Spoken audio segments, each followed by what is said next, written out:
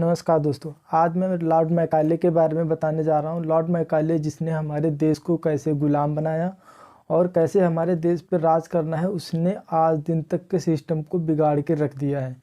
उसने हमारे देश की शिक्षा नीति को कैसे भ्रष्ट किया और उसने कैसे हमारे ऊपर अंग्रेजी शिक्षा को हमारे ऊपर थोप दिया। इसी पर आज हम जानेंगे उसकी जो 1835 में लॉर्ड मैकाले का विवरण पत्र आया था, उसमें उसने शिक्षा नीति के बारे में बताया था। दोस्तों, लॉर्ड मैकाले ने ब्रिटिश पार्लियामेंट में एक बार उसने कहा था कि हम हिंदुस्तान में बहुत घूमे हैं और बहुत ही हमने वहाँ पे भ्रमण किया हुआ है, इसलिए हमने जो है वहाँ पर बहुत ही चारित्रिक और बहुत ही धनवान और बहुत ही चरित्र के साथ में सांस्कृतिक लोग देखे हैं। और साथ ही साथ वहाँ पर हमने ना तो कोई ऐसे भिखारी देखे हैं, ना तो कोई चोर व मक्कार व्यक्ति देखे हैं। इस तरीके से हम जिस तरीके से जो है पूरे विश्व में जो हम राज कर रहे हैं, दोस्तों मैं बता दूं, मैं बात कर रहा हूं उस 1800 के समय की, क्योंकि अंग्रेज़ हमारे देश में आ गए थे 1600 में हमारे देश में जो है आ गई थी उसकी कंपनियां, जो कि उस समय कंपनियां थी। उस समय जो कंपनियां आ गई थी हमारे देश में, जो वो थी ईस्ट इंडिया कंपनियां जो थी वो हमारे देश पे राज करना चाहती थी। और हमारे देश पे राज करने के लिए उन्हें हमारे देश की सांस्कृतिक और विरासत को जो है उन्होंने देखा था। जब तक वो लोग यहाँ के राजा महाराजाओं से तो ठीक था, उनसे बन जाती थी, लेकिन लोगों से उनकी नहीं बन पाती थी। ताकि क्योंकि अगर किसी के घर में अगर आपको चोरी करनी है ना, तो आपको उस मोहल्ले या उस राज्य में जाकर के किसी न किसी लोग से संबंध बनाने होते हैं। यहाँ के लोग अपने देश में हिंदुस्तान के लोग थे, ऐसे चरित्रहीन लोग थे नहीं।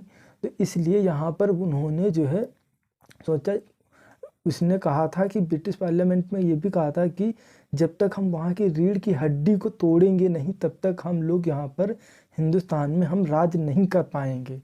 इसलिए उसने क्या किया कि ब्रिटिश पार्लियामेंट में ही एक एक्ट पारित करवाया और उसने कहा कि हम जाकर के वहाँ पर यहाँ की शिक्षा नीति को ही बदल देंगे।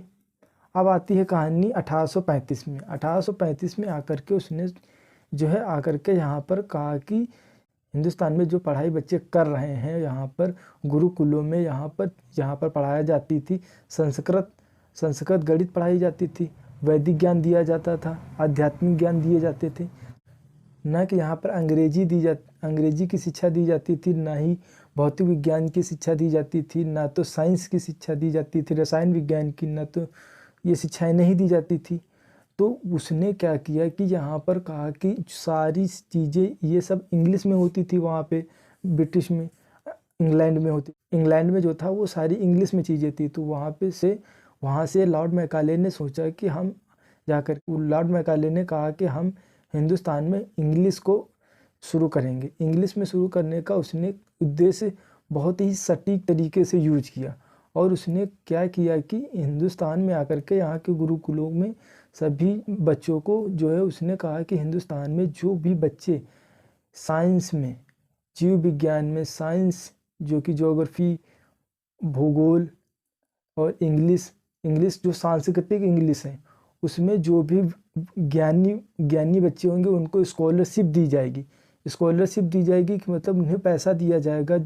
जो बच्चे ज़्यादा अच्छे पढ़े लिखे होंगे, जो बच्चे ज़्यादा ज्ञानी होंगे, ज़्यादा समझदार हो जाएंगे, उनको हम नौकरी भी देंगे और साथ ही साथ में उन्हें हम सरकारी नौकरियां देंगे, साथ ही साथ में हम उन्हें स्कॉलरशिप भी देंगे। इस तरीके से जो है यहाँ पे उसने शिक्षा के साथ साथ यहाँ पे हम लोगों के मानसिक, और वहीं पर उसने क्या किया कि संस्कृत को गैर कानूनी घोषित करवा दिया। गैर कानूनी घोषित ये करवा दिया कि उसने सोचा कि संस्कृत को हम गैर कानूनी घोषित करवा देंगे ताकि इन लोगों को अच्छी तरीके से न्याय नहीं मिल पाएगा। जब न्याय नहीं मिल पाएगा तो ये लोग हमारे ही पास आएंगे। जब जाहिर सी बात है हम अपने घर से छोड़ करके किसी दूसरे के पास जाएंगे न्याय कराने के लिए, तो यानी कि हम उस सामने वाले शख्स को हम ज़्यादा प्रेफर दे रहे हैं, ज़्यादा उसकी वैल्यू कर रहे हैं। तो जब उसकी हम ज़्यादा वैल्यू करने लगेंगे तो इनका मानना था कि तब हम लोग अपना जो है शासन चलाना स्टार्ट कर देंगे वहाँ पर। इस तरीके से उन लोगों ने वहाँ पर ऐसे दिमाग लगाया। अब बात आती है आज के समय की। आज के समय में आप लोगों को जानकारी होनी चाहिए दोस्तों, आप लोगों को ज्ञान होना चाहिए कि जो लोग कभी हमें पढ़ने नहीं देते थे, संस्कृत को गैर कानूनी घोषित कर दिया था। आज वही लोग संस्कृत के कंप्यूटर बना रहे हैं। संस्कृत के कंप्यूटर इसलिए बना रहे हैं क्योंकि जो स्पेस में सैटेलाइट भेजे जाते हैं वहाँ से जो सिग्नल आते हैं इंग्लिश में आते हैं। इंग्लिश में आने का मतलब होता है कि इंग्लिश में जो भी वो वहाँ से वर्ड आते हैं तो उनका इंग्लिश के जो वर्ड होते हैं उनके एक वर्ड के कई मीनिंग होते हैं। जब कई मीनिंग होंगे तो उसका अर्थ निकालने में या अर्थ समझने में ज़्यादा दिक्कत होती है। जबकि संस्कृत एक ऐसी भाषा है, संस्कृत भाषा से में केवल जो है एक शब्द का एक स्पेसिफिक एक ही अर्थ होता है। और आज इंग्लैंड के लोग, जो यूएस के लोग हैं, जो ब्रिटिश में हैं, फ्रांस में हैं, जर्मनी में हैं, सभी लोग संस्कृत के कंप्यूटर बनाने लगे हैं। संस्कृत के कंप्यूटर मतलब संस्कृत की भाषा उसमें जो है कोडिंग की जा रही है कि ताकि जो स्पेस से, जो सैटेलाइट से या चंद्रमा से या वहाँ मंगल ग्रह से जो भी संदेश आएंगे, यहाँ से भेजे जाएंगे, वो सिर्फ संस्कृत में आएंगे जाएंगे। उससे क्या होगा कि जो भी डाटा वहाँ से पर्याप्त होगा, हमें वो स्पेसिफिक पता होगा कि क्या वहाँ से डेटा भेजा जा रहा है। तो इसलिए दोस्तों मैं आज आप लोगों से विनती करता हूँ कि जो है आप लोग संस्कृत को, अपनी संस्कृति धरोहर को बचा के रखिए और आप लोग पढ़िए, ध्यान से पढ़िए लिखिए और पढ़िए इंग्लिश क्योंकि कंपलसरी हो गई, क्योंकि पूरे वर्ल्ड में अंग्रेज़ों ने हमारे देश पर राज किया है, पूरे वर्ल्ड पर राज किया है, तो इंग्लिश को तो प्रेफर हो गया देना।